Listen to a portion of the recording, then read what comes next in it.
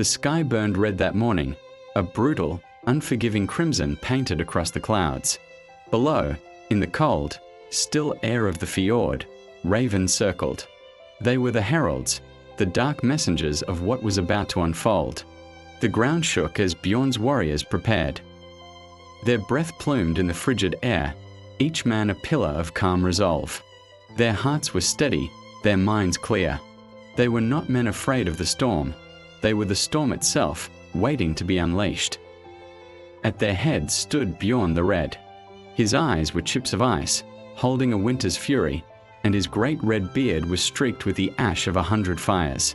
His knuckles were white as he tightened his grip on the haft of his axe, a weapon that felt more like a part of his own arm than a tool of war. He was a Jarl forged in the crucible of battle, and his gaze was fixed on the horizon.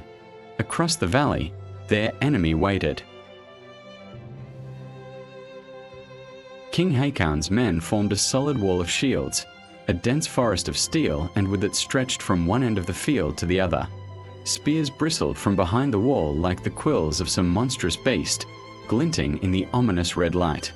They were disciplined, numerous, and waiting for the Northmen to break themselves against their line. But the Northmen did not break. Bjorn raised his axe, the heavy head catching the morning's bloody light. His voice, a low rumble that carried across the field, cut through the tension. "We fight for the fallen," he roared. "We fight for our homes, for our families. We fight for the North." A great shout answered him, a unified roar of defiance that shook the very ground. With that oath still echoing in the air, the charge began. Boots thundered against the frozen earth, a rhythmic, terrifying drumbeat of impending violence.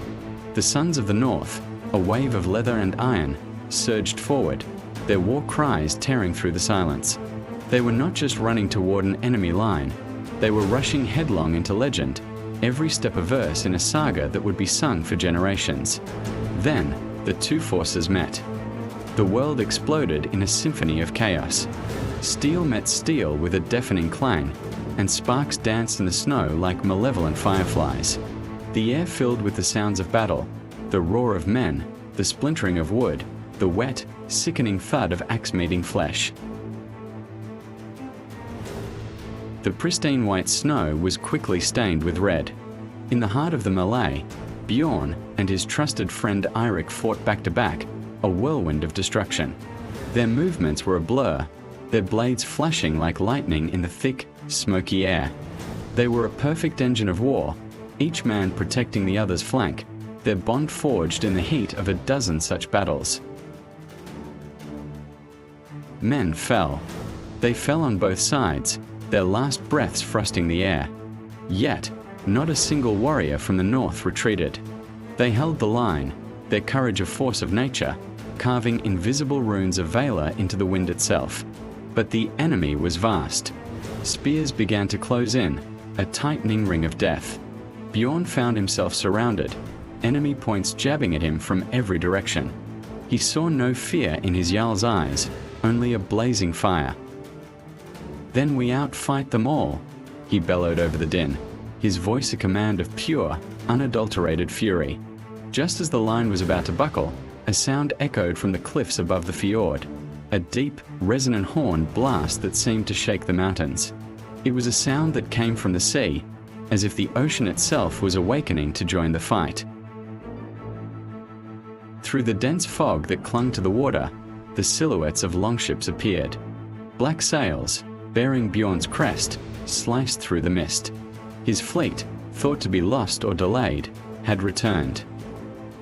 A wave of hope, a roar of pure, primal joy, surged across the battlefield. The Northmen, revitalized, pushed back with renewed strength. The enemy line, which had been so solid moments before, wavered.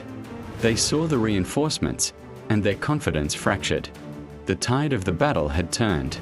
Amid the renewed chaos, two figures found each other. Bjorn and King Hakon locked eyes, a moment of stillness in the swirling storm of combat. They were two kings, two leaders, two opposing forces of will, and their personal duel was the battle's climax. They met with a crash of steel that sent shivers down the spine. It was a brutal, desperate dance of equals. But in the end, there could only be one victor. With a final, desperate roar, Bjorn's axe fell true.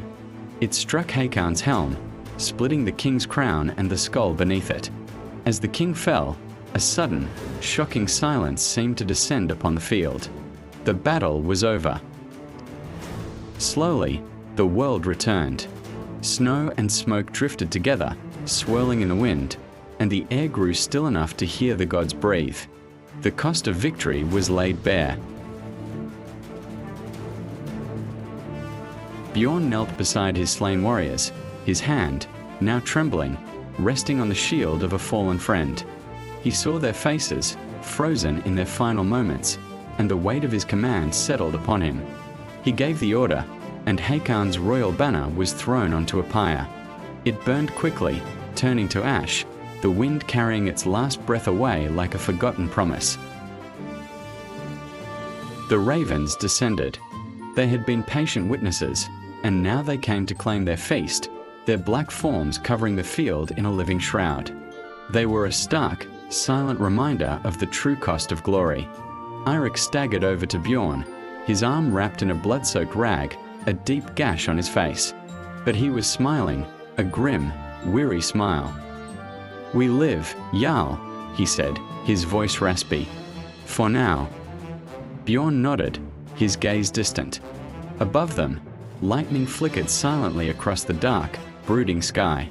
Somewhere, in their halls of golden shadow, the old gods whispered their approval. Later, Bjorn stared into the flames of the victory fire.